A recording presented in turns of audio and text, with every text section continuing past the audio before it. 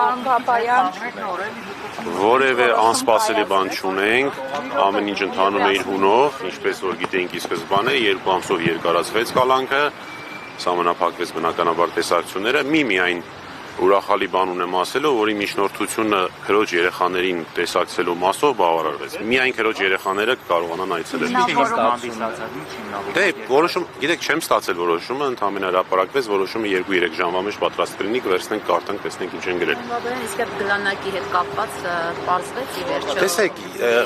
իրականում այս վարույթին, կալանքի երկարացման վարույթին դա չվերաբերվող հարց էր, բայց այնուամենայնիվ որ խոստացել էի կհարցնեմ, քննիչին հարցրեցի եւ ստացա նաեւ համաձայնություն, որ հայտնեմ այդ մասին։ Քննիչը կատեգորիկ հերքեց, ասես նման բան չկա, ոչ մի ապացույց չի կորել իրական վարույթից։ Ասում է թե այո, ասեցի կարող եմ հայտնել լրատվամիջոցները հարցնում են, ասեց այո, կարող եք, որտեղ խնդիր չի։ Ուզում տեսնել իսկապես։ Հիմա այս փուլում չենք կարող։ Դա երբ որ ըստ էության քննության ժամանակն է, արդեն այդ ժամանակը տեսնենք։ Այս փուլում չենք կարող։ Բնականաբար, իհարկե։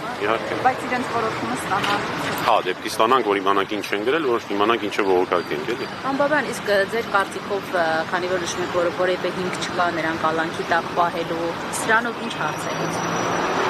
Սրանով շարունակում է եկեղեցու դեմ ճնշումները, սրանով շարունակում է Արշակ Սրբազանի նկատմամբ այս ամեն ինչ, ինչ որ արվում էր շատ վաղուց սկսված, այս ամեն ինչն է։ Այսինքն եթե լինի ազատության մեջ ինչ կլինի սրանով եւ եթե անազատության մեջ էին։ Այդ հարցերը պիտի տակ ապօրինի անազատության մեջ պահողներին եւ նման հրաման տվողներին։ Ես ինչ գիտեմ ինձ մտքով ինչ ասեմ։ Այս պահին չունենք որոշում, այս պահին միայն եզրափակիչ մասն հրապարակում, որ երկարացվում է։ Շնորհակալություն։